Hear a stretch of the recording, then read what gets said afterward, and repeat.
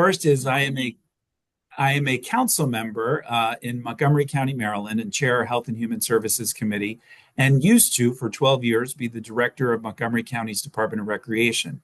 I'm here today in my capacity as a senior advisor to an amazing organization called Fight for Children. And for those of you that don't know, Fight for Children was founded in 1990 by the late Joseph E. Robert Jr. to help support children, youth, and families across the DMV. And for more than 40 years, Fight for Children has been a staple in the community, helping to coordinate and provide support services for our most vulnerable population, and in particular, children, youth, and families.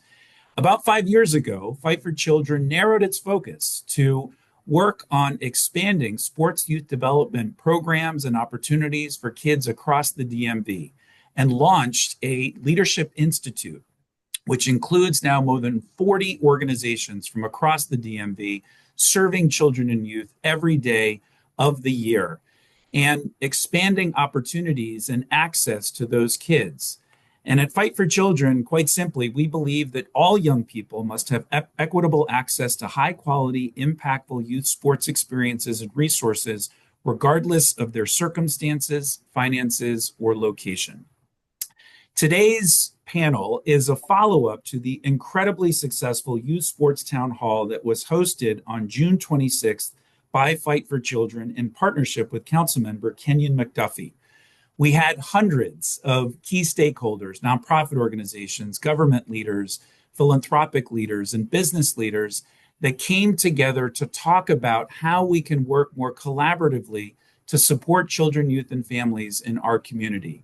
And the panel that we are going to hear from today was slated to speak that day, but had to be bumped because of all of the incredible information that we were receiving that day.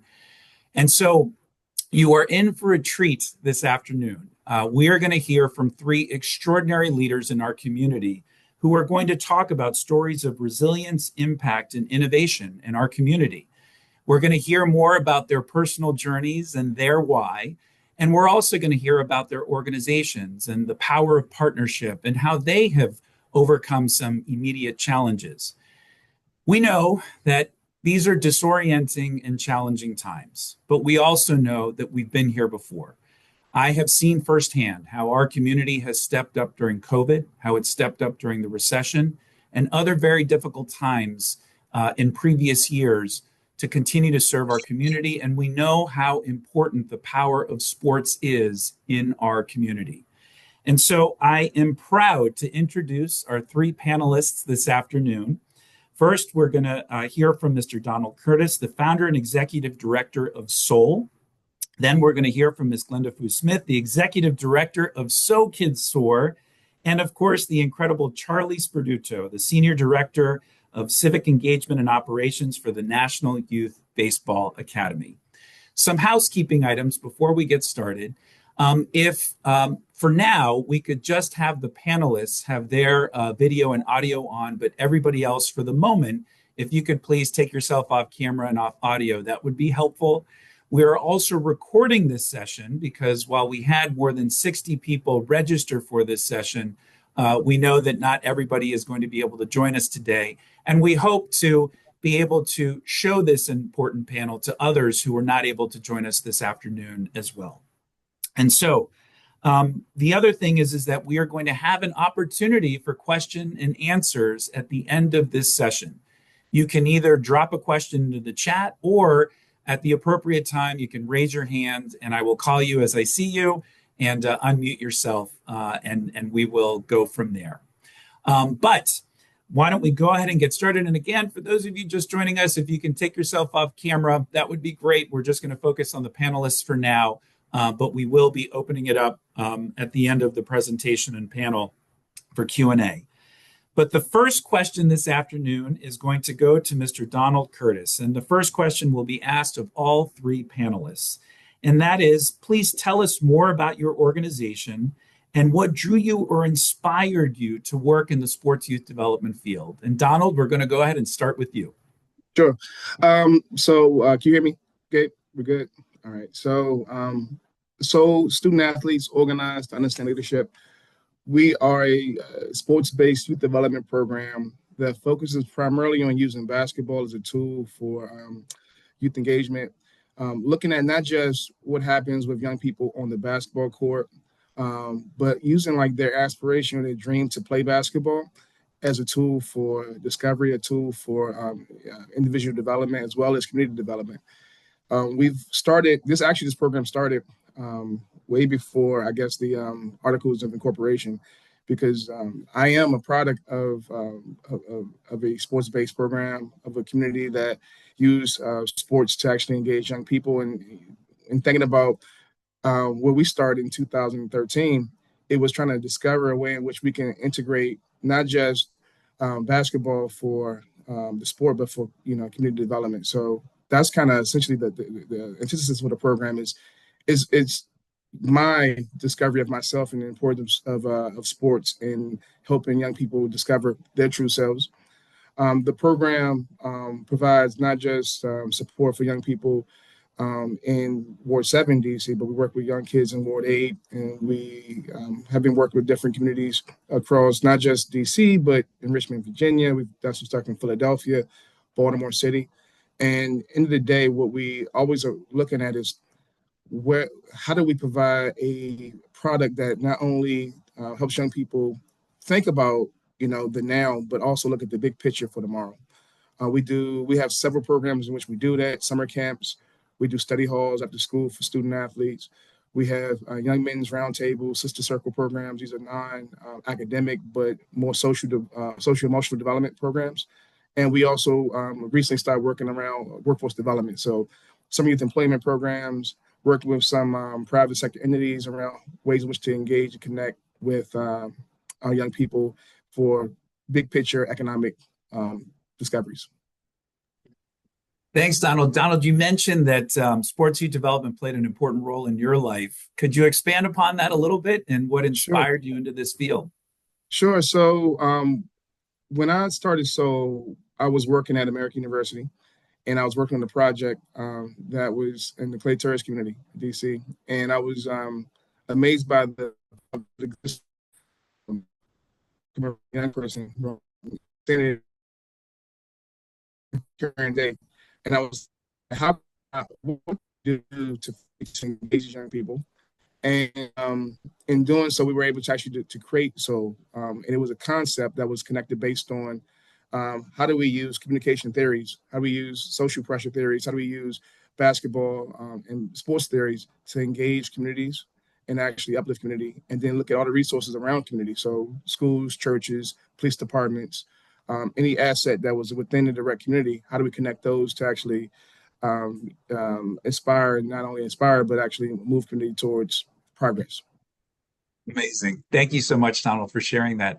Glenda, you're next up. So tell us a little bit more about your organization, your why, what inspired you to be where you are, and anything you feel comfortable sharing about yourself. Thanks, Gabe. First off, it's an honor to be on this Zoom with Charlie and Donald. I love the work they do. So Kids Soar, we were formerly known as Dreams for Kids DC.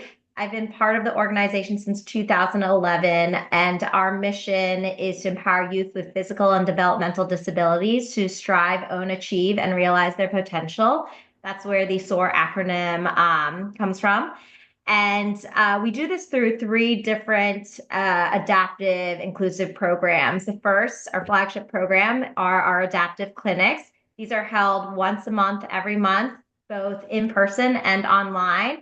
And some of the activities we do, they're different every month, are water skiing to a prom, to tennis, to baseball.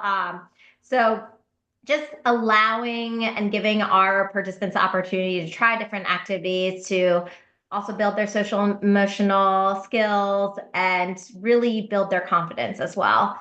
Our second program is our holiday celebration, which we have at the end of every year, and we actually partner with Charlie and the Washington Nationals Youth Baseball Academy on, and it's a way for our participants to really own what impact they can make. So the O in our acronym, they come out to the Academy and they perform different philanthropic activities, from wrapping presents for homeless youth to writing cards for veterans. We've even partnered with nonprofits across the world, like in Japan, to help create English, Japanese flashcards so they can learn words in English. And it's really, like I mentioned, a way for our participants to realize they can make an impact no matter what ability they have. And finally, the program I'm most proud of is our vocational building program called Your Path to Success. Similar to Donald, we found that there was a need for our participants to have a program to help them transition into adulthood. We found out from our parents around 2016 when we were performing an audit with our families that a lot of our participants were facing some anxiety, some mental wellness issues once they got to that transitional age. So we developed a career building program that kind of eased that process. So they learn everything from resume building to networking to basic communication skills, online skills. And I'll get into it more, but we're really proud that we've actually hired a couple of the graduates of that program. And I think my why is really just in fact that it's been proven that when you invest in children and community, that there's a trickle down effect, and you see the community prosper. You see these participants, these kids prosper, and they want to in turn give back to their communities as they get older. And now as a mom, I understand the importance of having youth sports programming, youth programming in general that build positive childhood experiences that they can in turn use as they go through life in the future. So powerful. Thank you so much, Glenda, for that introduction. Charlie, tell us about the Nationals Youth Baseball Academy. Tell us a little bit about yourself. Hey team, honored to be with you. I'll start with myself. I grew up playing ball. Wasn't that confident as a kid. Baseball was my ticket to college and confidence, two very important C's in one's life. I played baseball at Elon University and then went on to play semi-professionally in Italy. I make the quotes because I was paid in pasta. Then after, in 2013, I heard about the Nationals Youth Baseball Academy being constructed. That's who I work for. It's a signature program of Washington Nationals Philanthropies. And like Glenda and Donald's organizations, we squarely focus on minimizing barriers to high quality sports. And we use the sport of baseball. I'm biased. I think baseball is the best youth development tool because you fail more times than you succeed. But at the Academy, we're really building community and the youth baseball and softball infrastructure necessary for kids to continue on to play. There's a reason why Jackson Reed High School in Washington, D.C. has won, I think, 30 straight high school baseball championships. It's not because the 1920s New York Yankees. It's because in Upper Northwest, they've had established youth and baseball infrastructure necessary to, matriculate kids through into competitive play. So we're on the front lines of building that community capital, training coaches, and starting at a young age to grow the game at 5 years old. Central to our mission as well, and I'll mention a bit later too, is food access programming. So sports-based youth development is a fixture of Nationals Philanthropies, all headquartered at Nats Academy in Ward 7, but we do a lot of food access programming too, feeding every kid who comes through our program, expanding our Thanksgiving meal distributions, and we have a farmers market at the Academy as well.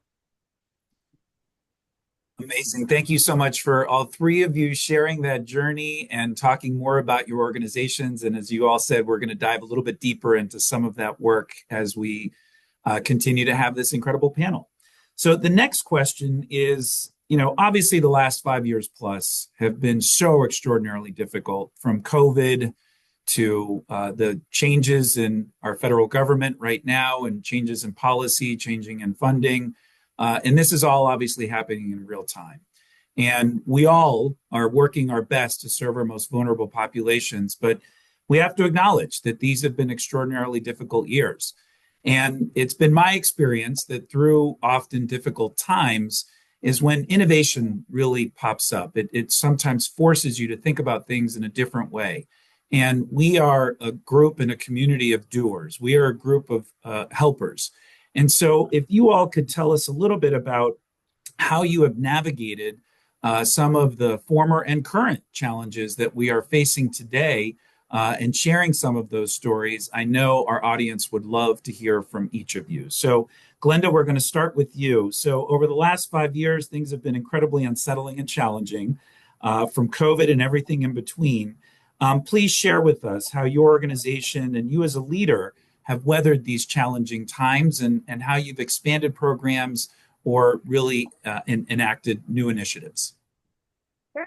It's a fantastic question, first of all. I'll start with COVID. Obviously, that was a pretty tumultuous time for all of us. And everything, I think the world kind of shut down pretty quickly. So for us, we tried to really just listen to what our families needed. And we knew that social engagement for our participants would be greatly affected because everything in person was shut down. So we quickly pivoted to online programming, and we were offering virtual clinics every week at the start of COVID. I think we actually had a cooking clinic scheduled with the Nats Academy that March, but we had to cancel that. That was the beginning of COVID, and we progressed to doing one weekly virtual clinic every week with different partners. And that way our families could stay engaged with us. Our participants could talk with their peers online, just have some type of platform where they could still be in touch with other people.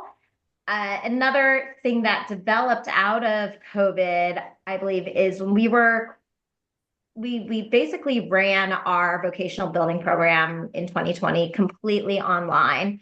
And a lot of the graduates that year just were expressing that finding jobs was extremely difficult. Obviously, there were layoffs. It was just hard to just be in person anywhere. And so what we did was look internally, and we worked out a budget line to help hire our own graduates. So we started thinking creatively if we could hire some of our graduates part-time to run some of these virtual clinics, teach their peers how to cook, or just have a social session online. And that became something more over the last few years as well. And like I mentioned before, we really listened to these participants and invested in them. So one thing I remember, one of our graduates in 2021 really loved creating stories. He was a storyteller. So we set him up with a podcasting company to learn how to effectively storytell online. And he went back and did this paid internship for the past few summers. And last year, he asked me if he could create a podcast for So Kids Soar. So that's just one success story when you were talking, Gabe, about how we prospered from a difficult time. That was one exciting new development. And then we kind of, after seeing that, we said to ourselves, well, we can start creating more positions. So we really built this pipeline of talent through our own program. And now we're hiring, we have about 8 or 9 part-time participants that work for us and they're paid. And then we have one graduate, she's our full-time paid programs analyst. So it's really changing the narrative around disability employment for us as well. And I think one other thing that came out of this year with administration changes is just preparing and creating this parent support group. A lot of our parents have really felt the changes pretty devastatingly. So we decided to every month create a Zoom support session where we have different, I guess, leaders from different industries talking about topics that our parents care about. Everything from respite care to how do we do waivers now with the administration changes? How do they submit their waivers? So we put them in touch with people from DOORS and DARS, which are the rehabilitation services from the Maryland and Virginia side. So just giving them more access to resources and really, like I said before, just being a listening ear to them and trying to figure out how we can support them. Thank you so much for that. So just a follow-up question. So, this work is sometimes challenging on a good day. And as leaders, we're trying to make payroll, we're trying to fundraise, we're trying to manage staff and personnel and the complex needs of the clients and the kids that we serve. How do you process this as a leader? How do you try to stay grounded? And you are one of the most positive people I've ever had the opportunity to meet, Glenda, and it can't always feel that way. What are some tips that you might give to the group or that you have found to be helpful in helping to use for you to stay grounded and get through these difficult times as a leader?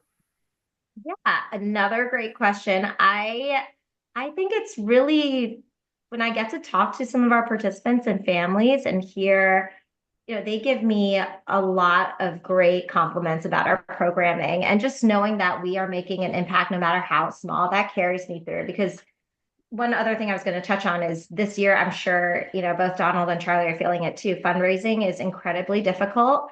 But the fact that we also are part of this great institute, and not only can we commiserate together, but also we can find different ways to support each other that, lower our expenses. That is another way that has helped, I think, me personally carry through this difficult time, is being able to just chat with directors, other leaders that are going through the same thing, and knowing we're in this together. Love it. Glenda, thank you so much. Charlie, how about you? The last 5 years have been tough. I know the National Youth Yeah. Baseball Academy has had to adjust in many ways. Yeah, I'll talk about our values, some innovative programming that we implemented, and then a shift in our overall philanthropic vision. But first off, values.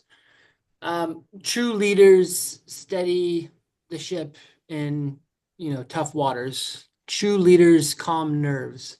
And so, like Glenda was sharing, we've built a culture of not cursing the darkness, but lighting candles. And when you're going through challenging times, politically, COVID wise, you have to bombard the community you serve and your children you serve with your values. You have to be true in your convictions. So what we've done at the Academy is just been insistent on nothing's going to change here. Our values don't change here. This is still a safe and loving space where you'll learn, play, grow, be fed. And so we have to remind ourselves to be that, word of courage for everyone we serve, especially your younger colleagues and the younger kids that we serve. So that's been our guiding light. Don't curse the darkness, light a candle. We're privileged to have a 10-acre campus. So our early on COVID experience was a bit different. We're proud that we got our kids back the summer of 2020 in pods. Our 5,000 square foot training room became the homework study hall area with tables spread out 25 feet apart from another. And kids still got to play on the fields in smaller groups.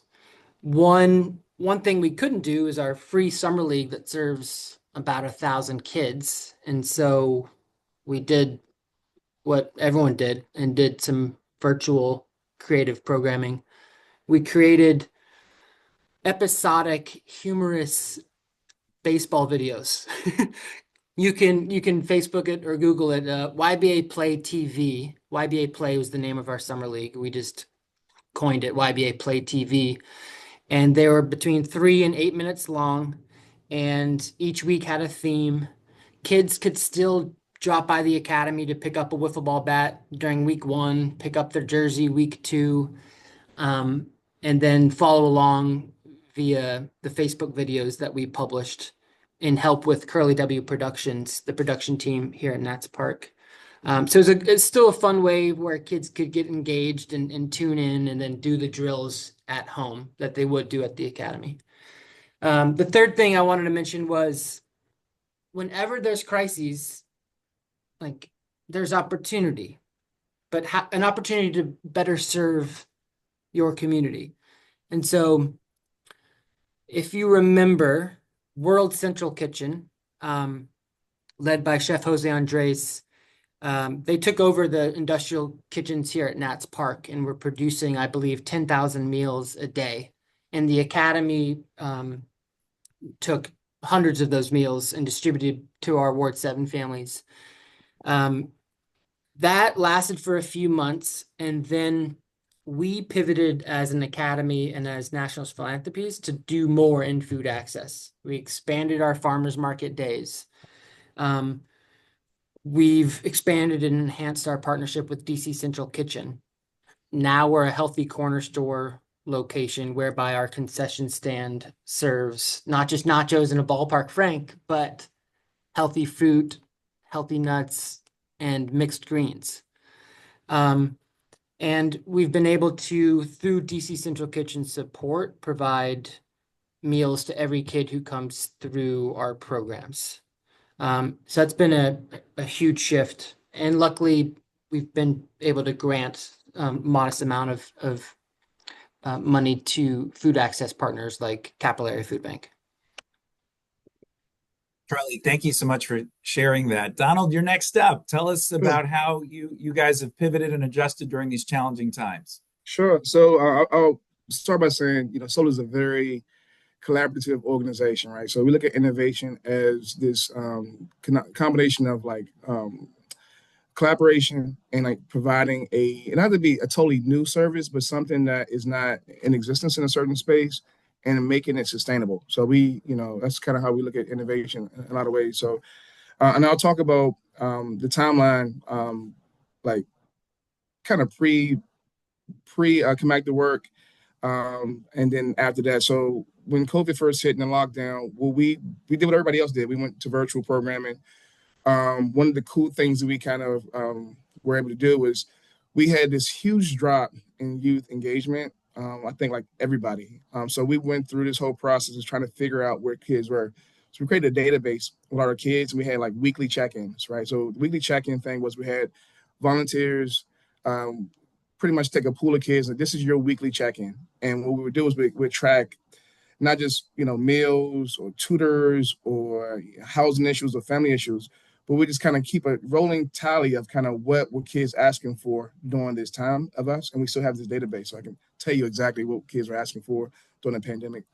We had some of our volunteers respond to the food needs by working with We the Pizza. We had delivery, almost like an Uber Eats style delivery service, where we have our volunteers go to We the Pizza from Capitol Hill, collect 50, 40 pizzas, and we're dropping off pizzas in neighborhoods as if we're in mask, and it was a whole cool thing. And in that, we talk about innovation as the ability to mobilize volunteers to do something different. So tutors became delivery services. We also looked at things like Instagram. So we really did a lot more following our kids on Instagram and seeing what our kids were posting, because what we realized a lot was, and still to this day, a lot of times the kids we were working with wouldn't tell us exactly what's going on with them over the phone or through Zoom. But if you follow them on Instagram, you can see them through their lyrics talking about some kind of challenge you're dealing with through lyrics. So even to this day, and we still keep this in some of our roundtable kind of discussions, we always do a check-in with music. We always, what verse or what song really speaks to how you're feeling right now. So it was a way for the kids to really be vulnerable, but not really, but disguise that vulnerability behind music. We also worked with a lot more parents during that time. Prior to the pandemic, we worked with parents, but it wasn't at the level that it was during the pandemic. So during the pandemic, we were able to really be in the living rooms of parents having real questions and having conversations about real fears that they were dealing with during that time. Within that, also, we came up with the virtual tutoring processes. And for us, we were able to really bring volunteers from across the country and have those folks work within our student base. So we had kids in our programs at Anacostia High School with tutors from Arizona State or tutors from Purdue. And it was kind of cool. Your tutor now is, not coming from American University. They're calling in from California. And it was a cool way to see kind of how that function really worked and it was able to be sustainable over time. Now, I'll talk about kind of coming back to school. Well, we try to maintain the virtual pieces. And what we quickly found out was our kids now demanded us to be really in their face, back to one-on-one human contact engagement. So we had to really mobilize again and figure out ways to get back to kind of what we do and what we started with. So we did a blend and hybrid of, virtual stuff as well as in-person work. But it was one of those things that really kept us kind of going, but at the same time helped us thinking about how we can continue to stay engaged. During that same time, we realized a lot more about the importance of what we do with our with our community circles, with our kids, because there was, and if you remember, it's discussed a lot now in politics, but during that time, we saw a huge spike in like kind of youth violence and things within the nation. A lot of kids felt disconnected, and they're coming back to this space where it was, wow, these people loved me. And the lunch study was my favorite person, but during the pandemic, nobody talked to me. Nobody wanted to see me. Nobody engaged with me. So we had to go through a whole piece of really not understanding, but creating that real true center of like, where are you feeling? How are you feeling? Where are you going? How can we help you get there? So that was a whole big thing. And it still continues to this day in how we engage our young people. I think thinking about the now and in the administrative kind of government administrative piece and the national politics, I think in some way we'll be going back to that phase where it is a lot more checking. It is a lot more. How are you feeling right now? We do have young people in our program who could potentially be targets of like kind of new administrative kind of policies, and because of that, we have to really think about how do we as an organization provide them with safety and space in a way that makes sense for like long-term sustainability beyond basketball, beyond whatever other sport they may play. There are some concerns that we're still in the midst of figuring out how innovation will look in that space. And I think that is true for a lot of organizations throughout, definitely district and, throughout, a lot of urban cities.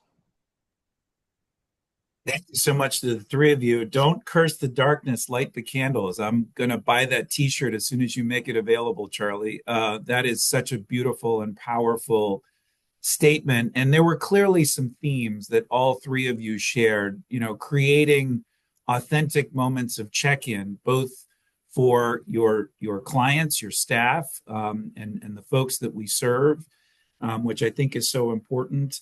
And then also, it was an opportunity, I'm sure, for a lot of you to identify gaps in the system, the career building opportunities and options that Glenda and Donald talked about are good examples of that.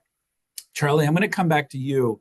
I know that, like all of us, our staff tends to be young in this field.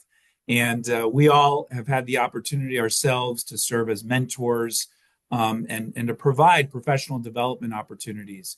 During these challenging times, what tips can you give to this incredible team on how you support your staff to give them a time and space to be heard? But is there anything you all are doing intentionally or are working on to help with recruitment and retention of your incredible team?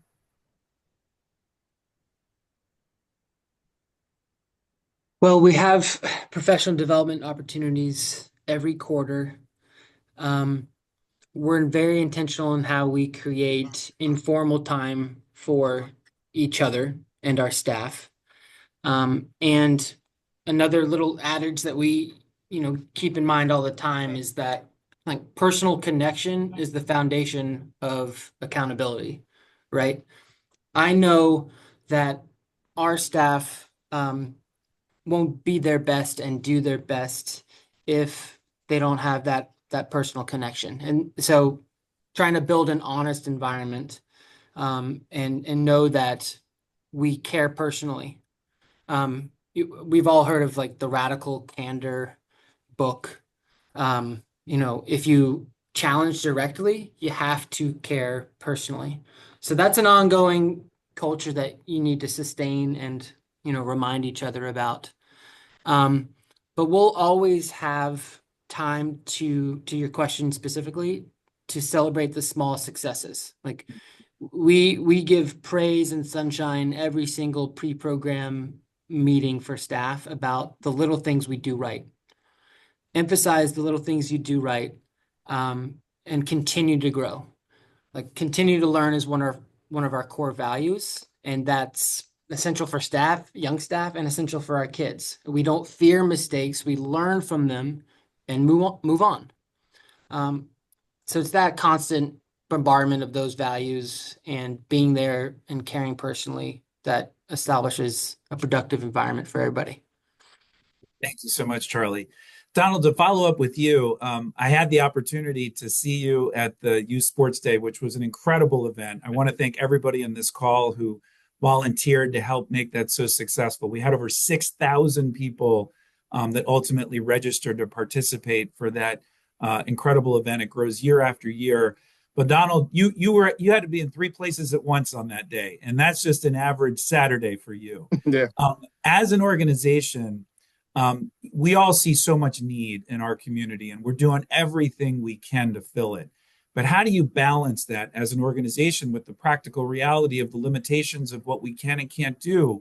We only have so many people. There are only so many days a week that we can do this work. How do you try to balance that while still trying to meet the needs of the community, which is growing deeper and deeper every day? Yeah, I think for me, I've been lucky, especially in recent years. So I am a workaholic. I'll admit to that. That's my problem, right? And I am a founder.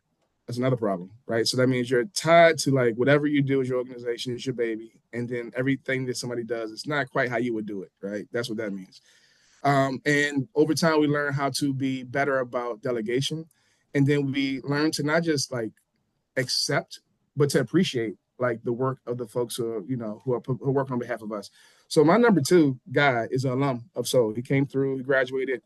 His name is Tyler, and he's 6'7". You can't miss him. And he has not only been a person who's been able to I can lean on and depend on to get things done, but he also the person who I've actually seen, and I'm witnessing this, him teach our younger guys how to take on responsibilities through our program. So one is delegation. Two is being honest with yourself, understanding that you may have these attachment issues to like the mission.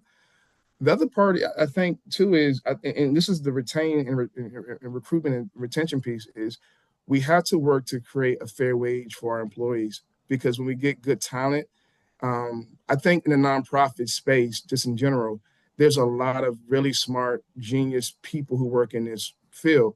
And if they weren't with us, they could be working in a million great organizations that pay a lot of money. So what I do, and I'm upfront with our people, I'm fighting for a fair wage. And what that means is not only are we like looking at grants, but what services do we provide? Can we provide some fee for service work? And then, I think part of it for us, and we talk about this, I think even, through the Institute, is we have to, in order for people to take our industry seriously, there is in a lot of ways a fee, right? There is a sense of, yeah, we do a lot of stuff for free because, it's what we, are raising money for. But a lot of times we wanted people to understand, like, there is a fee to this. And like, if we're able to actually make that fee make sense, and we can see the true impact, then we can pay our people a fair wage and hold them for long times. And then they can actually go out and explore and develop their own programs, and they'll have a platform to step on and a basis for understanding kind of how business is run. Amen. Amen. So final question before we get to the Q&A of the public is obviously we all know we can't do this work alone. You've all already mentioned in different ways, different partnerships and alliances that you've been able to forge to expand our reach, to leverage the resources that we have, go deeper in helping to serve our community. But could we talk more about those partnerships? Give me some ideas and examples of successful partnerships, and what are the keys to successful partnerships? And Charlie, we're going to start with you. Great. I have a food access example, and then I have a youth development coach example for key partnerships and creative partnerships. I'll start with the on-field partnership. So at the Academy, I've mentioned we have multiple turf fields, a learning clubhouse, a teaching kitchen. I can humbly say we have one of the best baseball complexes in the region. And so we leverage that. When our program isn't running, we have partners that utilize the space. One of our strongest partners is Howard University softball. One of my favorite days working with the Nationals was the first day the Howard softball team helped volunteer coach our young girls. I saw our 8-year-olds look up to a 6'2" black woman in a Howard Bison uniform. I thought to myself, this is what it's all about. So Howard University uses our field for their home fields, and then in turn, once a week during the school year, they volunteer coach our girls to help grow the game with our more competitive softball players. At the academy, you can't just write a check and say, hey, I want to rent field 1 today. We're combating pay to play. And so when folks come knocking on our door for field space, especially early spring, we remind them we're not about transactional relationships. We're about meaningful partnership. And Coach Tori Tyson and the whole Howard University softball crew understands that. And that's what makes it so special. Plus, our girls get to see NCAA, competitions. Last year, we had Cal Berkeley and UCLA come to the academy. Such a special moment.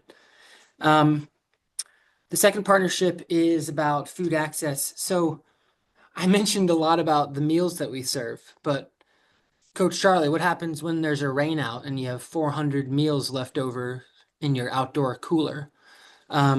So we've partnered with Food Recovery US and essentially local housing associations, Anacostia Gardens, a housing association just down the street on Eli Place in Ward 7.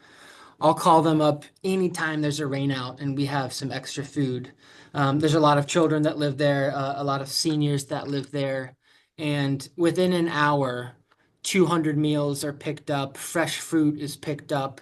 So we don't have to waste food from a rain out, but we can further serve the Ward 7 Fort DuPont community. And that's been a special partnership that budded a year ago after seeing that we had a pretty big problem of food waste. We caught that pretty quick and made sure they were a partner. I love that. Thank you so much, Charlie. Glenda, you're next up. Talk about partnerships and any tips that you have on what makes a successful partnership. Sure. Well, one of our strongest partnerships is with Charlie and the Nats Academy. We have, speaking to their food access program, one of the more difficult things for us, since we have different clinics every month, is just finding venue space. And they have this beautiful, learning cooking kitchen that we get to use every year for our cooking clinic, which two of our graduates teach. And it's just been such a thrill to have that space and to be able to use it. It's been difficult to find something like it. And another program we partner on is the holiday program, like I mentioned. So just having nice, viable space that we know we can depend on every year is such, we're very thankful for it. And we've been partnering together, I think, since 2017. So outside of our programs that we have at the facilities, another way we've discussed trying to just grow our numbers too, especially in that DC area. To Donald's point, after COVID, we definitely struggled with our participation numbers. And so just growing the participants that we have at all of our programs was something we wanted to focus on over the last 5 years. And I think being able to bring our families to show them the academy space when they come for our programs and vice versa only helps both of our numbers as well. And a more recent development is Charlie and his colleague Kelly. We partnered on this amazing nationals game opportunity where Dylan Cruz was able to do meet and greets with some of our families and then provide a game experience for them afterwards. And I think for a lot of our participants, especially those that are more, compromised, to have that ability to go out in a safe space and see a game and meet one of the players, it's been incredibly rewarding for them. And also something we really haven't done prior to COVID, to really getting our kids and families to games. So I think at the end of the day, a strong partnership really just needs a strong foundation. So the people that I'm working with, I know, whenever Donald, Charlie, and I get together on any of our leadership calls or meetings, it's really about what we can do for the kids. And I think if that's a priority, then that's a foundation for a strong partnership. Love it. Love it. Donald, turning to you next, talk about partnerships and some examples and lessons learned through those partnerships. Sure. So for me, there's like four things right there I look for. One is mission alignment. So I want to make sure that we have the same mission in some way. Like, it doesn't have to be exactly the same, but there is a mission around something that we both, can agree upon. There's a gap that either you're going to feel or I'm going to feel. And like this, by filling this gap, it creates an opportunity for social impact. And then there's this other piece around vision, right? So what are we trying to actually achieve, like long term? And like, because a lot of times there are partnerships that we've been part of that have been like short term, and it doesn't have that, like Charlie's mentioned earlier, there needs to be some sustainability long term and kind of what we're trying to do and achieve for the betterment of the community. And then, pipeline. So, we have some private sector partnerships, and it's about creating pipelines to opportunities of diversifying. I said it, diversifying some existing kind of corporate spaces that should be diversified. So anyway, so I look at those things, but one of our newest partnerships that has really been amazing and amazing to be a part of, and amazing to actually see as we continue to grow it, is with a group called Life Pieces to Masterpieces. And what we're doing with them is they do a lot around the arts, and they work with young Black males specifically. And we are working with them to create their basketball and beyond program to extend it to what it could be. And part of that is integrating not just, sports, but the arts and the human development structure. And then these other pieces that make sense for long-term development of young people. And maybe no kid goes to the NBA out of this program or goes to Division I to play basketball. But at the end of this program, we will develop good people, right? And that is the vision, right? Creating good people through the integration of arts and basketball. And that's good enough for me, right? So those things are kind of what I look at in regards to sustainable long-term partnerships that are not like the ones that are just creating these kind of quick kind of Instagrammable moments, but they're more or less like, how are we working to actually create social impact for the long term? Love it. Love it. Thank you all so much for sharing those examples and some of the principles that you all use as you establish partnerships and alliances. So we're right on time. We've got about 10 minutes left in this panel discussion, and now we're going to turn it over to our audience. You can either drop a question into the chat or raise your hand, and I will call upon you to ask your question in person. And so the first person up that I see is Mr. Joe Smith. Joe, go ahead. Take it away, buddy. Awesome. Thank you all. Thanks, Charlie, Donald, Glenda, for just the authenticity and honesty with this conversation. Obviously, all your organizations are super collaborative. And so I'm curious just how leaning into that collaboration, both as a part of Fight for Children and across the DMV, has benefited often the most proximate folks to the youth, which are the coaches. So coaches, volunteers, people that are mentoring. How have you seen sort of the mindset of collaboration positively benefit them? Awesome. Donna, why don't we go to you first, followed by Glenda and then Charlie? Sure. So for us, in regards to like the collaboration within the coach space, and we work with not just coaches within our program, but also in DC public schools, we've been able to see some really cool stuff kind of flow out of not just the Fight for Children, out of Soar, but the Fight for Children, like kind of unit as a whole. We've been able to collaborate with H.D. Wilson in their swim program to connect with a group that's within the Fight for Children space called Capitol Row. And we've actually been able to see not just young kids develop this ability to actually row and develop swimming skills, but also to see partnerships grow outside of like Soul. So now we see individuals who are within like a school space where we might be, have meetings and strategic planning meetings and goals outside of kind of what we've created and create new things that flourish in an amazing way. One of the other things that I think that I've seen, I've noticed too, within like just the coaching space is this whole piece around Coaches understanding the greater purpose of the coaching experience. So not just your wins and losses, but I'm also witnessing some of these coaches that we've been able to make connections with talk about their sport in ways that focus a lot on the individual development and the development of the industry. And I think that's a huge thing to think about when you start thinking about, working within community and having coaches in the grassroots space have real deep conversations about the industry and how can we shift like youth engagement within a industry. So these are things I'm seeing flow through the Fight for Children experience, coach to coach, peer to peer. Glenda?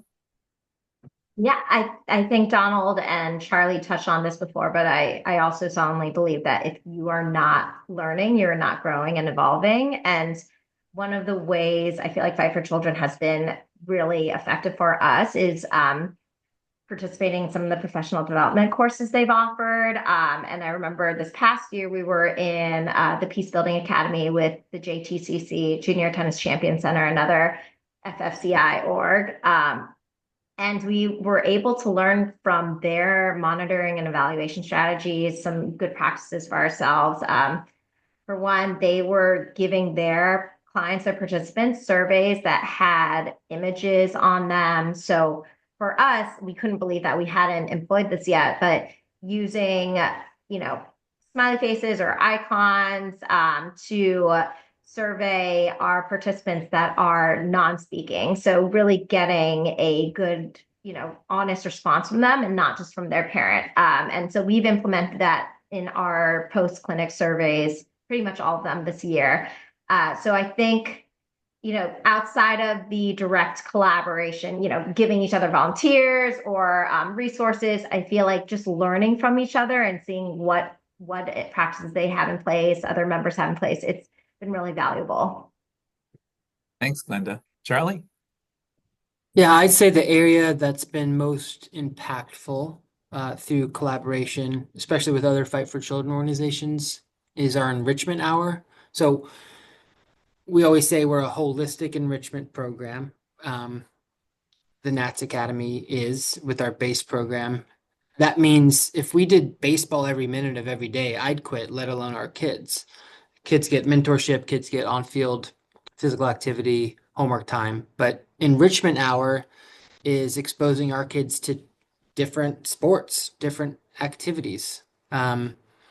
We have cooking and we have Dance Institute of Washington supporting with African dance. We have Amir's Open Goal Project and DC Scores doing a soccer enrichment for our kids. We know that, and then of course Flagstar Football, who's might be our longest tenured enrichment partner at Nats Academy, because we know our boys love football, especially in the fall season when the Commanders are playing. We want our better athletes will come from not playing baseball every day. Better athletes will come from playing a lot of different things every day. And we want our kids to have joy. And if one of our kids enrolls in DC Scores or goes to Flagstar Football, that's a win. We're not clamoring to keep our kids. We want our kids to do what's best for them. I love that. Those were fantastic responses. I don't see any other questions in the chat or hands raised. So while you're thinking of a question, I'll go ahead and ask another one. And we've got about 4 minutes left. So I'm a government official. I'm a policymaker. I'm an elected official here in Montgomery County. And we know that public-private partnerships are important. And we know that, we're focusing on a lot of the system building here in Montgomery County.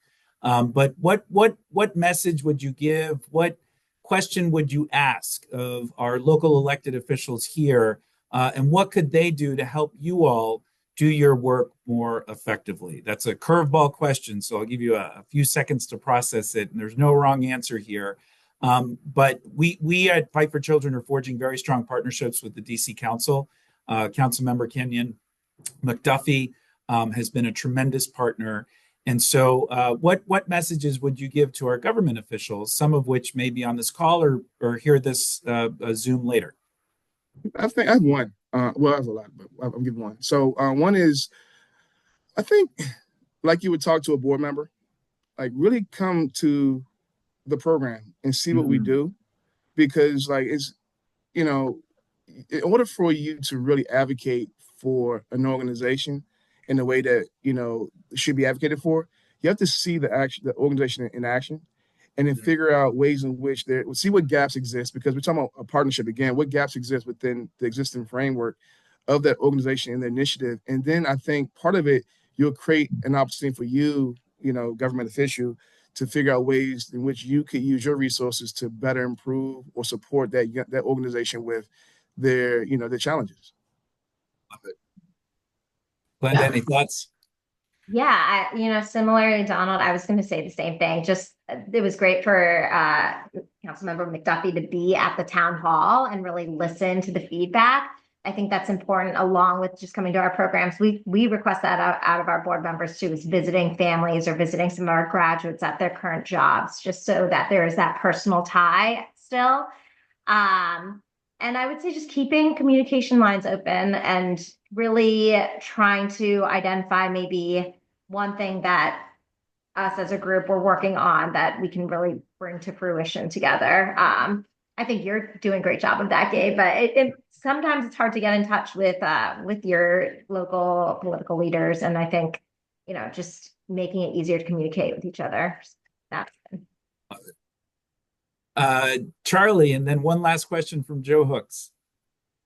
We know sports is such a great social emotional learning tool, such a great youth development tool. We know kids with increased capacities of social emotional learning are more high school ready, college ready, career ready, and have better health outcomes. So I believe our elected officials, our government should prioritize organizations that can prove there's efficacy in their youth programs. I think field space especially is an example where our government, DC government, should prioritize who gets the field. It's the sports-based youth development programs that use the sport as a tool. Youth sports has become an adult business, right? And that's sickening. So that's my pitch to our elected officials.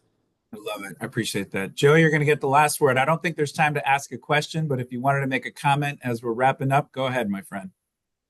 Okay, well, thank you for hosting this, Gabe and everyone. It was a question, but I guess I'll make a suggestion. You know, I went to Project Play in San Francisco, and then I did the Mentor DC's NQMS assessment on one of my programs. I serve Montgomery County currently. I run a sports youth-based youth development program as well. So just always looking to grow or learn about opportunities to evaluate, but also grow professionally as a familiar founder, but also have worked in nonprofit and public spaces. So I guess we'll follow another time, but we'd love to connect with you guys either on LinkedIn or email about any opportunities that have helped you grow and sustain your programs along the way. There's not my email in there, but I think you can get it from us. But yeah, please reach out. So, well, Joe, that was actually perfect because that tees us up to provide a quick conclusion here. First of all, thank you to this incredible panel for your time, your energy, but more importantly, your leadership, not just within your organizations, but to our community as a whole. You are all inspirational.